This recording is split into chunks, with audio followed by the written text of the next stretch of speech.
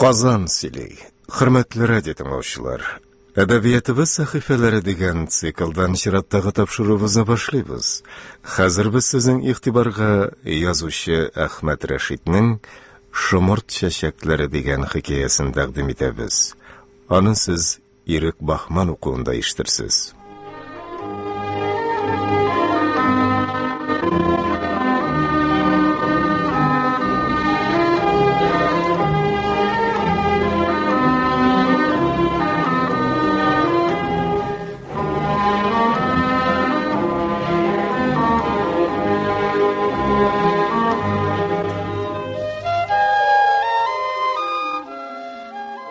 Singlim Fawziyaning yoqti istaligine bağışlayın.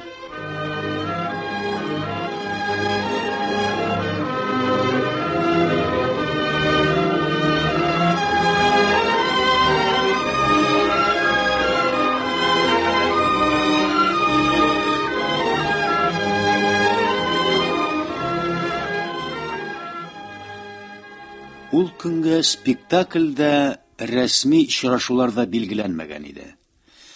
Taşkentga erten ertip kelip jitken artistlar qonaqxonaga barıp urnaşu bilen her qaysı uj joylarga kirişti. Kimdir kibitlerde bulganası, bazarlarda tulganası etdi. Kimdir alla qay zamanlarda bu yaqlarga kelip tüplengen tuğanların, yaqınların, tanışların kurgetledi. Kimdir muzeylarga, kurgezmelerge yöneldi. Kimdir birni uylamay, meşakat yumuş bilen bırşılmay, uramlarda prostagına kilep salıp yerge, şiber üzbek kızlarına bir nişe maqtav söz aytip qaytırga buldu. Asxatning bölmedeşi tomaşalarda et bulup şinarga, sıyır bulup mügrerge, dunguz bulup mırkıldarga, tağın ellənindi hayvan ve janvarlar tavuş çıgarga, ayrıca mahir bulgan Şafi, yani hizmetteşler şoyartkança etsek, Şapi yol boyu yoku simirtip kilüğüne qaramastan, karavatına tunkaydı da xırıldı qabat Nevum bazarına gitti. Asxatning niyeti başqada, uyları yıraqtaydı. Ул ничә көннәр күз карасыдай саклап килгән чәчәкләре белән булашты. Туган нигезендә үскән кар тагачтан үзеп алынган шымырт чәчәкләре берни булмаганча исән-имин һаман да балкып тора. Күз яуналардай нәфисләр, гүзәлләр иде. Биология укытучысы димәк ялгышмаган. Ул өйрәткән гидропоника дигән хикмәт чыннан да чәчәкләрне әле генә үзеп алган сафлыкта саклаган иде. Асхат чәчәкләре белән мәш килгән арада ишек шакыдылар. Әйе диюенә бүлмәгә быргалана һәр вакыт аның белән чытлакланып сөйләшүче Гүзәлия килеп керде. Кызгандың инде шул чәчәкләреңнең бер бутагын диде ул. Мондагы берәр любовницаңа алып килгәнсеңдер әле. Һәм шунда ук быргалана чыгып та китте. Казанда чагында хатыны да аңа шундый кинаялы сүзләр әйткән. Бу шау чәчәк арасында сөяркәң белән рәхәтләнерсең инде дигән иде. Асхат ул вакытта да бүген дә дәшми калуны артыграк санады. Тагын бераздан ишек шакымын итми генә тик тормас Җәмил баш тыгып карады. Инде тамам туйдырып бетергән күптәнге шаяртуын кабатлады.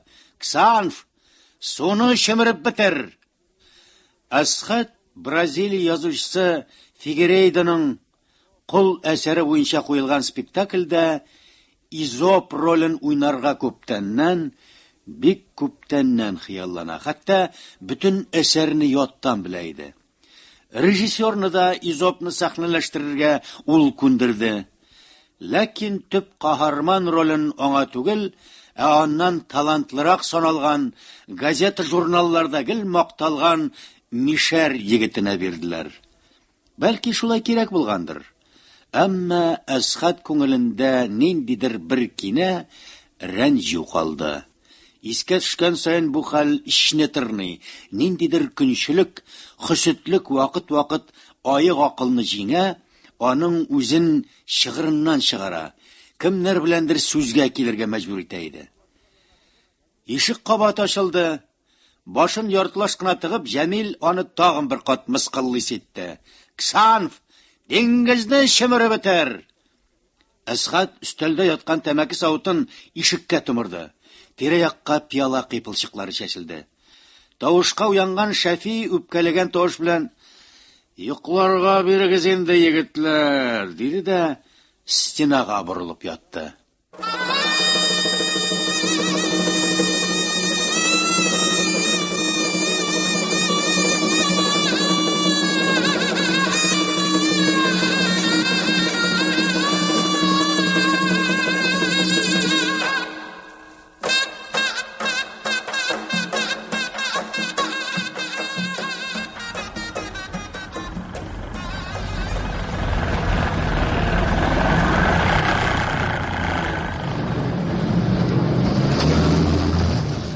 Таксины узак көтәргә туры килмәде. Машинаның пияласы төшерелгән тәрәзәсеннән куе мыеклы кара кучкыл йөзле ир уртасы кеше башын тыкты да, «Ераккамы?» дип сорады. «Шастри станциясына кадәр».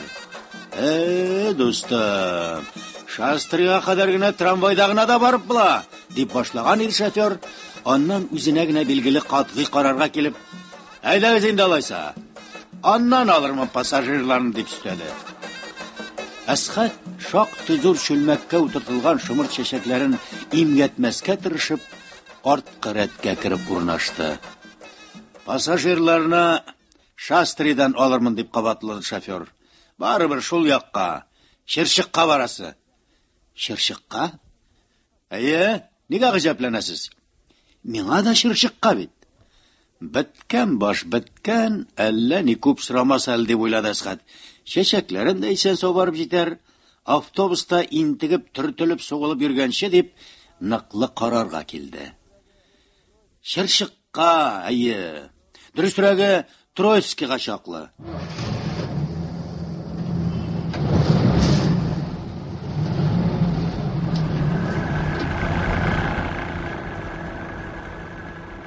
Шофер ваемсыз гына «Троицкига икән, Троицкига» дип мыгырданды да тизлеген арттыра төште.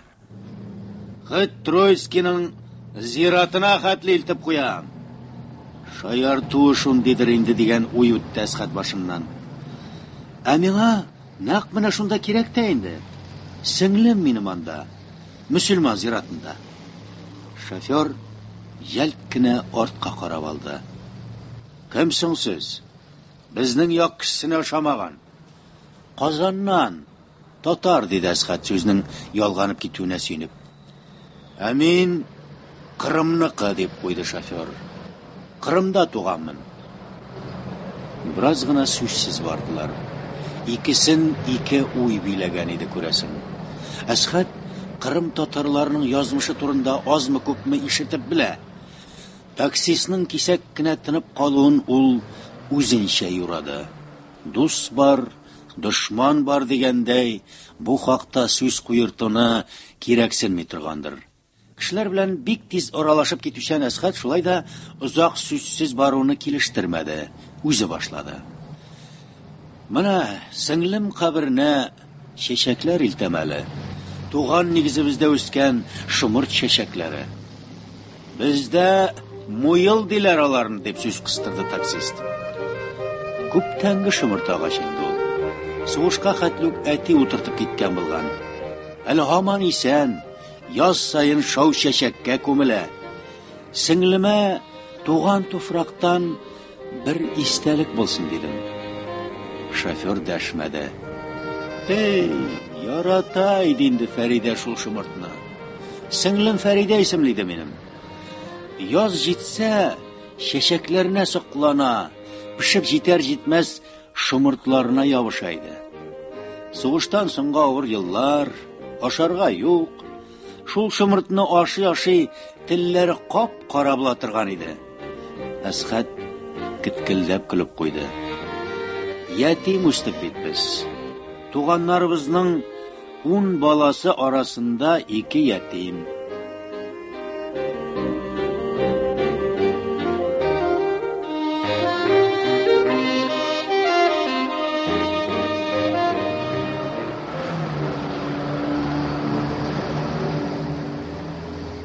Шофер дәшми сөйләшми баруны килештермәдеме, әллә үзен биләп алган уйлардан арынырга теләдеме, ничек капылт туктап калган булса, шулай капылт кына телгә килде.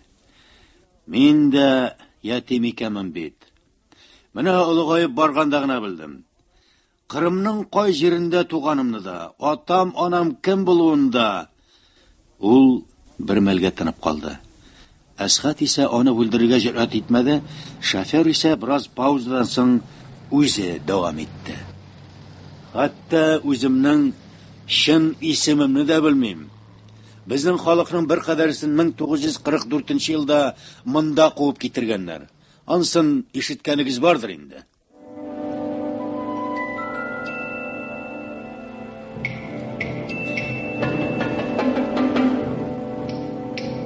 Шәнешкеле темир чыбык белән уратылган бер ачык мәйданга кертеп тутырганнар. Шунда бөтенесе аш. Миңа ул вакыт күрәсең 2 яшьтә тулмаган булгандыр. Ансы да мәгълүм түгел. Бик җылаганмындыр инде. Безнең халыкны кызганып, шул лагерга үзбәкләр килә торган булганнар. Үзебезнең мөселман халкы бит инде. Шәнешкеле темир чыбык аркылы кайсы нон, кайсы нинди дә булса башка төрле ризык ташлый торган булган. Үзбәкләр балаларны яраталар бит алар. Тилмертмәгез сабыйларыгызны, бирегез безгә диләр икән. Аштан шишенгән әни мине шәнешкеле темир чыбык аркылы бер үзбәк кешесенә ыргыткан. Мин менә шулай итеп исән калганмын. Булай кыенлык күргәнемне хәтерләмим. Иркәләп, назлап кына үстерделәр. Мин аларның бердән-бер идем. Әти дип йөргән кешем иртәрәк китте. Чын кыйссамны миңа үләр алдыннан җылый-җылый үзбәк әнием сөйләде. Аңарчы ул хакта берни дә белмидем.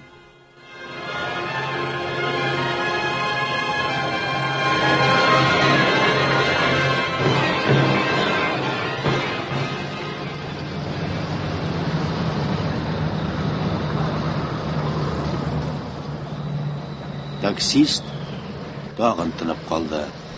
Әсхәт аның бу мизгелдә ниләр кичергәнен фақат тешләрен чытырдатып кысуын, йөзенең кырысланып, уйчанланып калуын алгы көзгедән күреп кенә чамалады. Сораштырырга, төпченергә кирәкми иде. Былай да бу очраклыгына туры килгән юлдашы күңелендә моңсу болытлар йөзәдер, ак бураннар уйныйдыр, ачы җилләр исәдер. Эй, язмыш, язмыш, кайларга китереп ташламый ул адәм балаларын. Менә аның да өч иң газиз кешесе, өчесе өч җирдә мәңгелек йортын тапкан. Әтисе кайдадыр Карелия сазлыкларында ятып калган, кабере билгесез. Әнисе авыл зиратында, Әсхәт утырткан кайын тамырлар астында, бердән-бер сеңлесе ачысын төшсен бергә татып, бу шәфкатьсез дөньяда бер-берсенә терәк булган соңгы юанышы, соңгы таянышы, соңгы өмете менә монда Үзбәкстан җирендә. Ниндидер Бермуд почмагы. Анда, тегендә, монда почмак.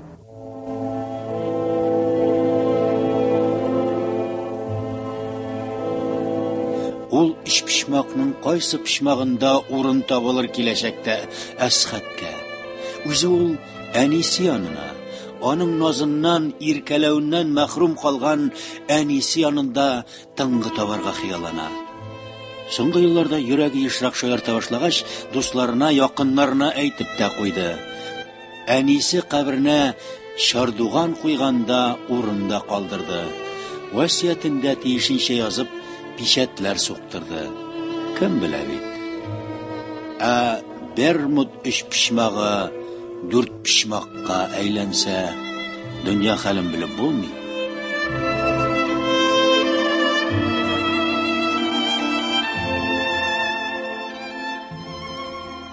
Машина үз җаена чаба. Шофер үз уйларына чумган, эндәшми. Кулда туган нигезнең соңгы истәлеге шымырт чәчәкләре. Тәрәзәдән ниндидер таныш түгел йөзләр чагылып кала. Юл шыма, тигез. Ә башта уйлар. Бермуд ишпишмагы. Ксанф бүтән суны шимреп битер. Әкәмәт инде бу Җәмил. Шундый шаяртудан нинди кызык табадыр.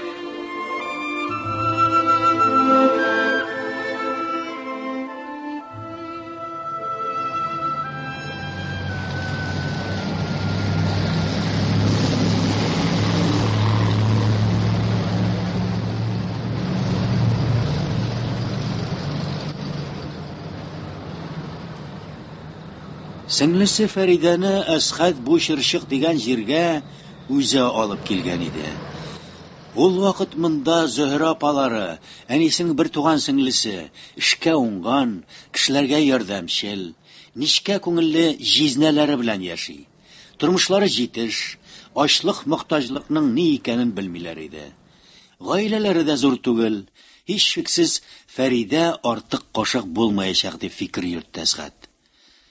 Анда Чәчәкле авылында аның бердән-бер газизе, ун күгәрчен арасында бер шыксыз шәүкә булып яши. Әсхәт Казанга укырга китеп баргач, Фәридәнең зар интизар тулы хатлары килә башлады. Үзе авылда чагында сеңлесен кыерсытырга ирек бирми иде дә бит. Күрәсең, хәзер рәхәтләнеп шуқый торганнардыр.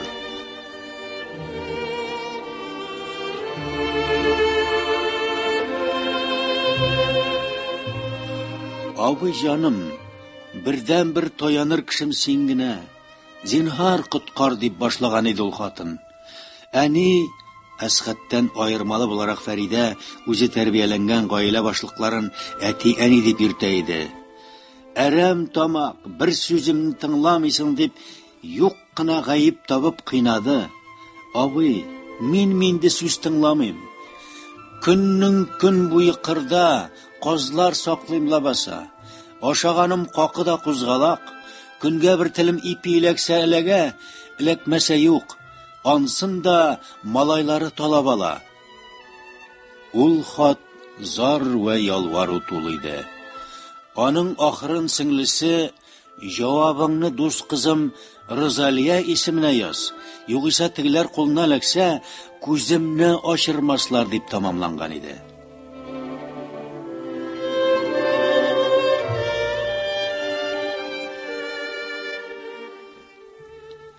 Әсхәт үзе барлы юклы стипендия хисабына көн күрсә дә, сеңлесенең гүзрен кире кагарга хакы юк иде. Ләкин нишләргә соң? Ташкент якын җир түгел, барып җитәр өчен генә дә әллә никадәр акча кирәк. Ул әкият батырлары хакында әйтелгәнчә, әле кавырсыны катмаган булса да, Идел буенда шалага дип аталып йөргән ирекле йөкчеләргә кушылып, баржалар бушатты. Траптан чыкканда тез буыннары чымырдап китә. Эшнең нинди авыр икәнен үзе генә белә. Эт булып арый. Ләкин сер бирми иде. Сеңлесе бит. Сеңлесе бердән-бер газиз кешесе аны коткарырга кирәк иде. Әсхәтнең бәхетенә аларның группасын тәмте якларына урман кисәргә җибәрделәр. Ул елларда булачак Куйбышев сусаклагычын агач-багачлардан арындырырга кирәк иде. Акчасы әллә ни булмаса да Әсхәт 2 ай эчендә ниһаять юллык мая туплый алды.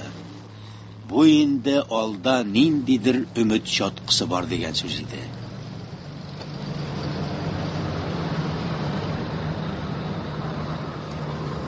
Әсхәтнең күңелсез уйларын бүлеп, таксист яңадан телгә килде.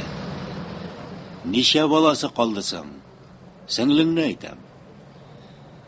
Әле беренчесен генә көтәләр иде шул. Бала тудыру йортында үлде. Ни хикмәттер инде? Таба алмыйча интеккән. Врачлар ярып алып булмый иде, температурасы, кан басымы югары иде диләр. Үзен саклап калу өчен баласын үтереп алырга туры килде диләр. Алар белән бәхәсләшеп буламыни. Барыбер саклап кала алмаганнар. Шул кадәр көтеп алган сабыйның тумас борын жан бирүенә үзгәләнгәнме? Әллә чыннан да сәламәтлеге шул кадәр генә булганмы? Сеңлемнең мине кан сауган диделәр. Кайда йыгыласыңны белсәң, әллә кайларга алып барыр идем мин аны, әллә нинди профессорларга күрсәтер идем. Ире кайдасың? Хәзер кабаттан өйләнгәндер инде. Өйләнде. 2 айдан соң ук өйләнде. Кайдар монда чырчыкта яши бугай. Күрәсем дә, беләсем дә килми. Җеп өзелгән бит инде. Да, туган, хәлләр дип тә шартлатты таксист. Һәм чырчык аша салынган күперне узып, тауга күтәрелә башлады.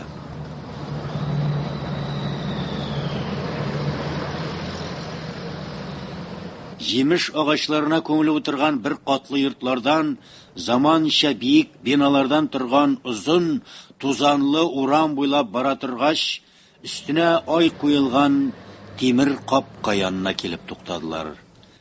Әсхәт шымырт чәчәкләрен кулына сак кына алып машинадан төште.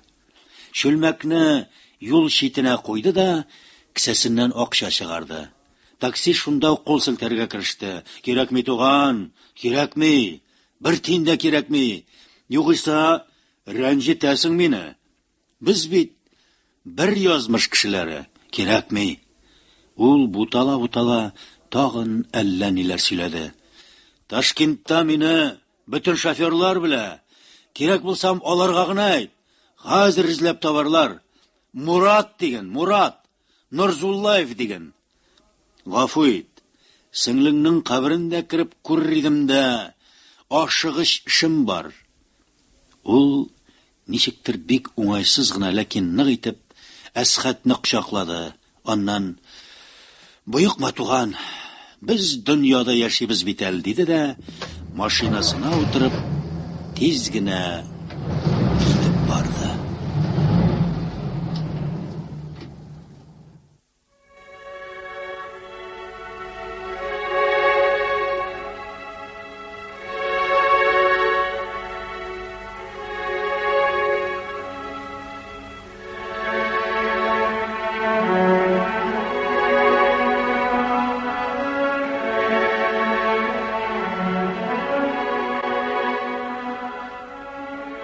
Исәнме, Фәридә? Исәнме, сеңелкәем минем? Дип пышылдады Әсхәт, хәтергә гомер буена уелып калган чардуганны эзләп тапкач. Стандарт тимер пирамидадагы сурәттән бу ул. Аны бу мәрхәмәтсез дөньяда бер үзен калдырып киткән иң газиз кешесе томырылып, мөлдерәп, ниндидер махсулык белән күзгә карап тора иде. Исәнме, кадерлем? Исәнме дим, чөнки син минем өчен һаман да исән. Менә тагын синең яныңа килдем. Туган нигезебездән син яраткан шымырт чәчәкләре китердем.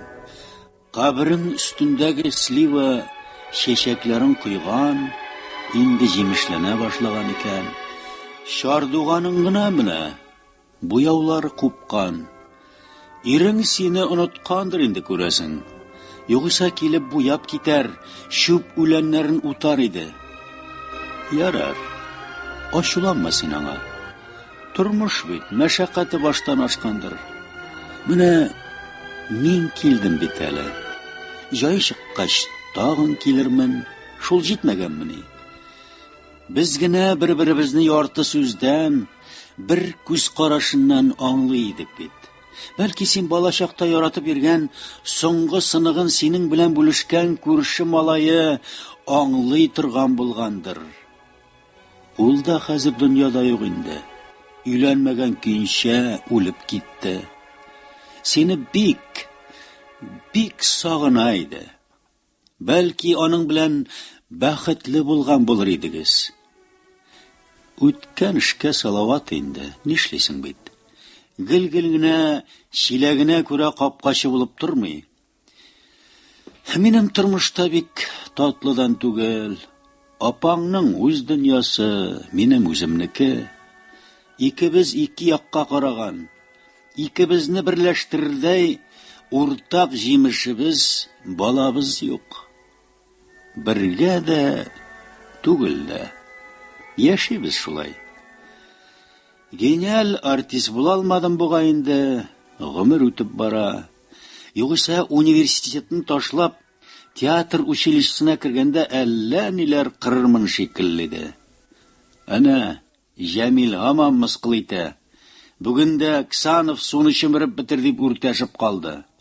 Хәер, син Җәмилне дә, Ксановны да, Изопны да, Бразилия язучысы Фигерейда хыялы тудырган башка каһарманнарын да белмисеңдер. Мин зарлану өчен генә әйтәм. Сиңа зарланмый, кемгә зарланыйм соң мин? Мине син генә аңлыйсың бит. Ә менә Җәмил аңламый, һаман үртәшә. Ксанов суны чымырып бетер дә, Ксанов суны чымырып бетер. Беләсеңме, мин юл буе уйлап килдем әле. Минем иң кадерле эш кешем, эшесе эш җирдә күмелгән икән лабаса. Ниндидер эш пишмак, Бермуд эш пишмагы. Анда, тегендә, монда. Ачуланмасаң, алай-булай була калганда, мин авылга әни янына кайтырмын дим инде.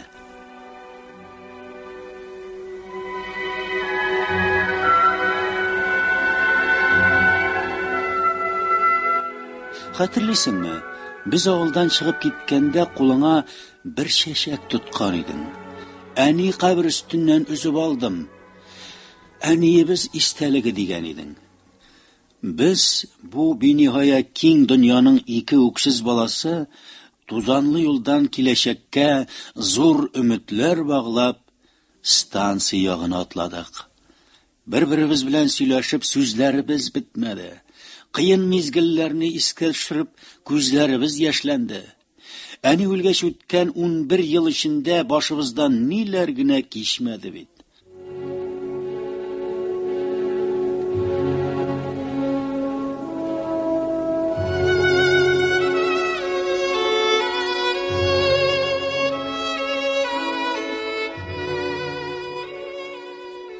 Ачлы туклы тормыш, ямау өстенә ямау салган кием, иртә яздан кара көзгә кадәр яланаяк йөрү аркасында канап, кадалып, яргаланып, бездәгечә әйтсәк, чебеләп беткән аяклар, кыерсыту кимсетүләр, җиңгинең үз күгәрченнәрен иркәләгәндә,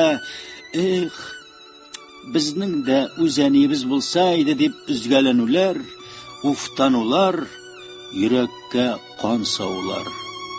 Шуның өстенә берәр гаибебез булса кул күтәрүләр, кыйнаулар. Бигрәк тә сине рәнҗеттеләр, бигрәк тә син кыен ашадың.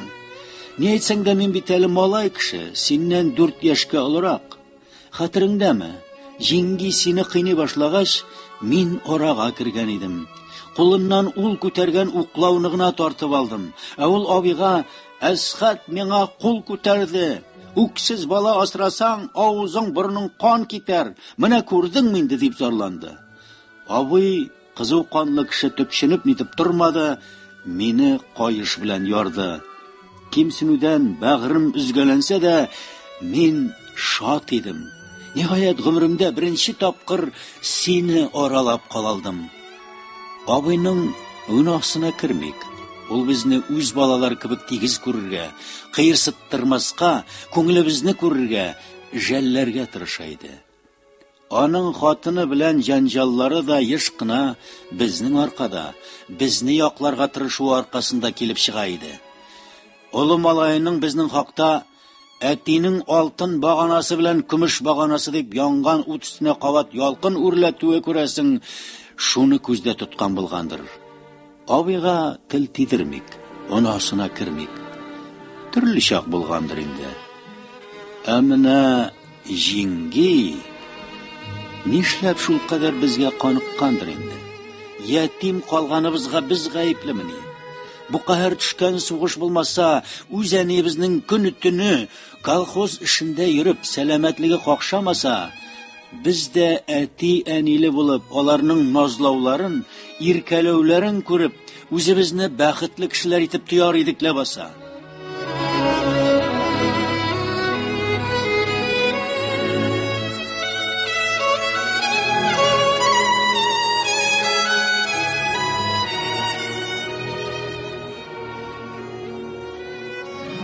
Biz үзара сөйләшә тузанлы юлда ялан аяк эзләр калдырып атладык та атладык. Мин йыртыла башлаган ботинкамны салып, янәсе саклыйм, кулларыма тоттым. Як-якта арышлар өлгереп килә, күктә кояш көлә, без үз йөзебезгә баш, без ниһаять азат, без бәхетле идек.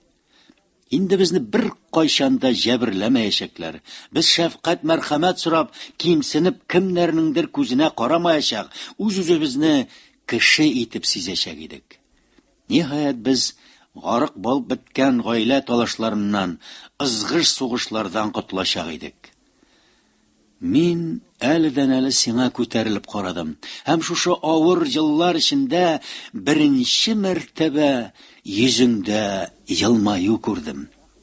Без бу җиһанның ике бертөк бәхетсез баласы алдагы көнебезгә бәхет өмет итеп җитәкләшкән көенчә атладык та атладык. Туып үскән ата-ана нигезе, үй каршында сиңа бер юаныч булып үскән шымыр тагачы, әниебезнең изге кабере, су буендагы таллыклар, карга ялары белән чуарланган өянкеләр, ике адамның берендә челтерәп аккан чишмә сулары, салам түбәле каралтылар, һәр ярыгыннан ярлылык, фәкыйрлек өркелеп торган иске йортлар, тормыш авырлыгы аркасында миләре түнеп, акны карадан айырмаслык хәлгә килгән, кеше дәрәҗәсенә лаек булмаган ниндидер аңлаешсыз, ярым кыргый кануннар белән яшәүче авылдашлар анда, артта, офыклар аръягында калды.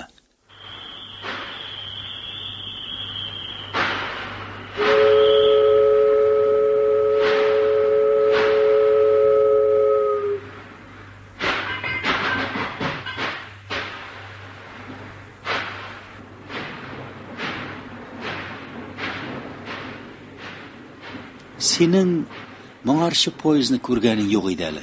Шуңа күрә сине бөтен нәрсә гаҗәпләндерә, бераз гына шүрләтә дә иде бугай. Абый, бер кая китмә. Станцияләргә төшеп утыра алмый калсаң, мин ялгыз нишләрмен дип туктата идең. Аннан бара-бара кыюлана төштең. Без тукталышларда бергәләп төшә башладык. Анда җаның ни тели шуны саталар. Өрмөкләнеп торган зур-зур бәрәңгеләр, тузлы кыярлар, күпере пешкән кабартмалар, авыз суларын китереп торган җиләкләр, тагын әллә ниләр. Син мөлдерәп күзләремә карый идең дә, абый, алыйк инде дип ялвара идең. Мин ничек синең теләгеңә каршы килим инде? Теге малай хәзер кайларда йөри икән? Теге безнең күпәдә барган, 7 яшьле, юл буе сиңа сагыз кебек ябышкан малайны әйтәм. Исемен дә оныттым инде хәзер. Сиңа күзе төшкән булгандыр инде, гел безгә тагылып йөрде. Шибәр идең шул, сеңлем, тикмәгә генә булмагандыр.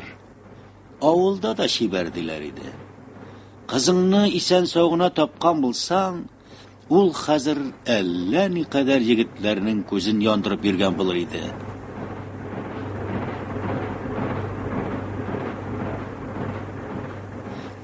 Поезд безне киләчәгебезгә, күрәчәгебезгә алып китте.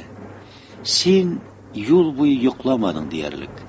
Вагон тәрәзәсеннән карап, һәр нәрсәгә гаҗәпләнә идең, сокланып туя алмый идең.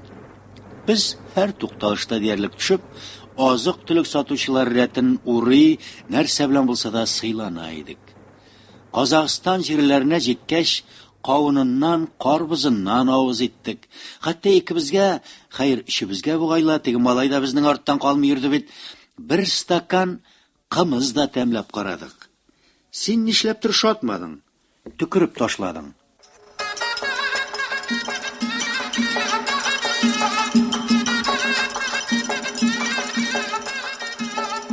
Ташкентка җиткәндә безнең бер тиендә акчабыз калмаган иде диярлек. Хәер, хәзер мин сиңа гомерем буе әйтмәгән бер сиремне шишәргә тиешмен. Калган иде акча. Бер пәрәмәчлек кенә калган иде. Сине вокзал чатында утыртып, Ширшыкка барасы поездны белешеп киткәч, тоттым мин аны. Нәфесемә хуҗа була алмадым. Бик кызыктырды мине шул пәрәмәч. Башта кабып кына карыйм дигән идем. Яртысы сиңа булыр дигән идем. Аннан ничек ашап бетергәнемне сизми дә калганмын. Бүгенге көнгә кадәр үкенәм. Нишләп шул пәрәмәчнең яртысын сиңа калдырмадым икән? Син дә бит аш идең. Өлешеңә кирдем сеңлем. Кичер мине шул ахмаклыгым өчен.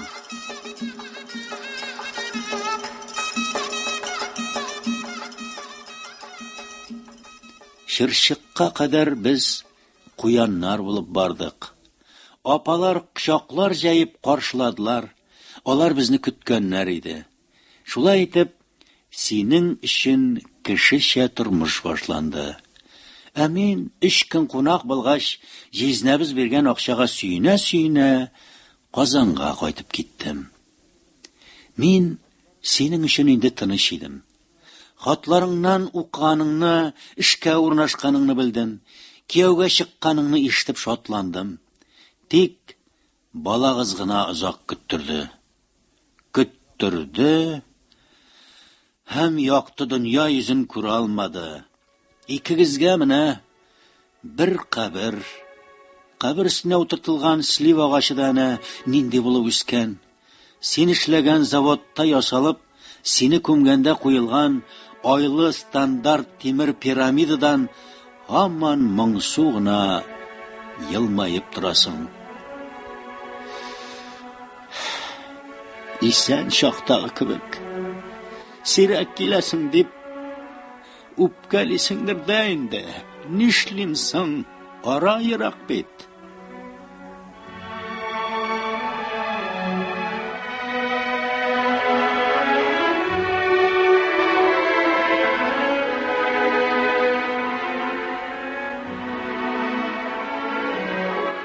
Әсхәт күз яшьләренә булып бик озак басып торды. Аның өчен вакыт тукталган иде. Баштан кичкәннәр барсы бер мизгелгә тупланып, хатирәләр йомгагын сүттеләр. Төшенке күңелдә соңгы елларда ялап алган ялгызлык, өметсезлек, ахырнача үзе дә аңлап җитмәслек котылгысыз фаталь азак көтү тойгысы аны бу җирдән җибәрми. Бөтенесе хакында менә шушы агачлар, чардуганнар, кабер ташлары арасына пыскан өнсез бушлыкка туктаусыз сөйлисе, ичендәге сагышлардан, моңзарлардан арынасы килә иде. Әсхәт Чеховның бер хикәясен ничек тетрәнеп укыган исенә төшерде. Тоска дип атала иде ул. Карт күчернең бердән-бер таянычы улы Иван үлеп киткән. Кайгысының чиге чамасы юк. Ул ниндидер юату сүзе көтеп, бушанасы килеп пассажирларның әле берсенә, әле икенчесенә эндәшеп карый. Ләкин бер кемнең дә аңарда гамы юк. Тормыш Иваннан башка да дәвам итә. Ахыр чиктә ул эштән арып кайткач, моңзарларын атына сөйләргә мәҗбүр. Иван, ты помер, ди ул атының башын кычаклап. Бу битараф фани дөньяда кеше хәсрәтен аңласа, шул мәхлук җан иясе генә аңлыйдыр шикелле. Менә хәзер дә Әсхәтнең хезмәттәшләре Ташкент кибетләрендә кирәк-яраклар юнәтеп йөриләрдер. Үзбәк кызларына комплиментлар әйтәләрдер. Шәпи йокысыннан торгандыр инде, тәмлеген әйтеп ашау турында кайгыртадыр. Теге Кырым татарының юлы уңды микән? Ә Җәмил, шул арзанлы шаярту белән аның теңкәсенә тигән Җәмил тагын нинди этлек уйлап йөри икән?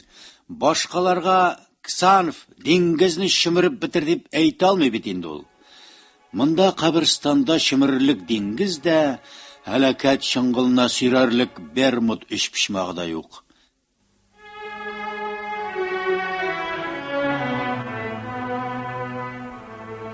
Монда бушлык, монда тынлык кына. Монда мәгънәсез ыгы-зыгылардан, кирәксез шау-шулардан, көндәлек мәшәкатьләрдән качып, иң якын кешеңнең рухы белән очрашып була, үз-үзең белән сөйләшеп була. Сине бер кем дә акылдан язганга санамаячак. Монда кануннар бүтән, хакыйкать бүтән. Фақат монда гына мәңгелек белән күзгә күз очрашасың.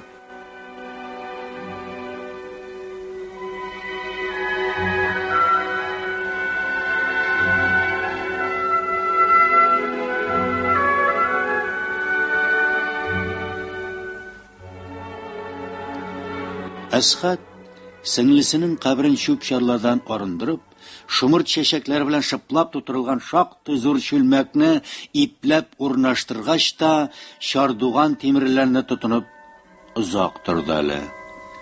Кояш инде офык аръягына тәгәрәгән иде. Салкынча җил исеп куйды. Сизелерлек итеп эңгер төшә башлагач кына кузгаласы итте Әсхат. Истәлеге булсын дидеме? Әллә башында башка уй идеме? Ул чәчәкләр бәйләменнән бәләкәй генә бер ботагын сындырып алды да, акрын гына капкага таба юнәлде.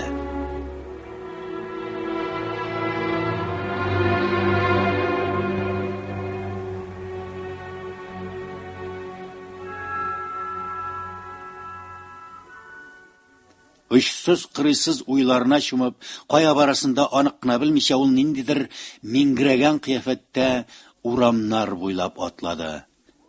Бара-бара чыршык суы аша салынган күпергә барып җитте. Кулында шумырт ботагы иде. Ул күпер култыксасына таянып аска бөтерелеп аккан суга карап тора башлады. Ничектер үзеннән үзе ул яраткан бер шигырьнең сүзләре искә төште. Ага сулар үтә гомер, үтәр дә китәр инде. Якында гына көлү тавышлары яңгырады. Аңа таба чайкала ике егет якынлаша иде. Әллә ничек сәер, гайре табигый иде аларның көлүләре. Сөйләшмиләр дә үзләре. Әле берсе көлә, ул туктауга икенчесе көлә башлый. Наркоманнардыр дип кенә уйларга өлгерде Әсхат. Һәм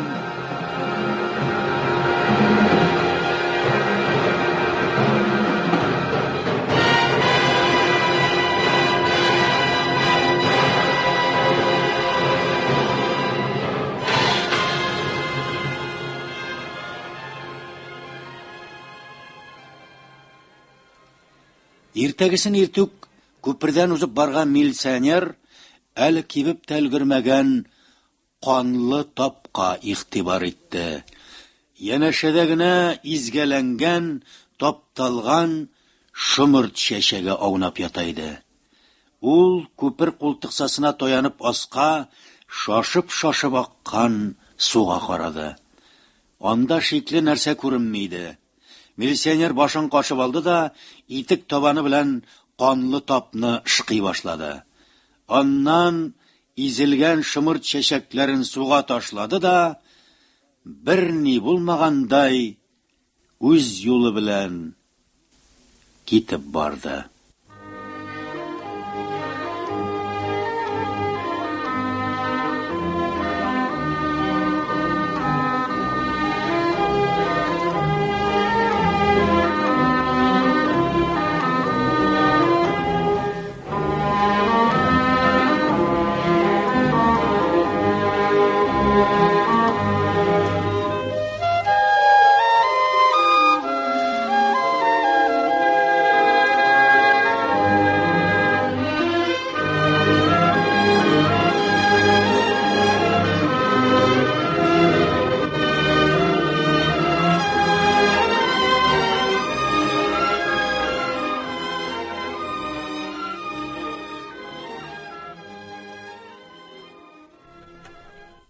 Siz Әдәбиятыбыз сәхифәләре дигән циклдан язучы Әхмәт Рәшитнең Шымырт чәчәкләре дигән хикәясен тыңладыгыз. Ул Ирек Бахман укуында яңгырады. Тапшыруның тавыш операторы Гөлсинә Дәүләтшина, режиссеры Госман Әхмәтҗан, мөхәррире Рөстәм Акъегет. әдәби драматик тапшыруыбыз шушының белән тәмам.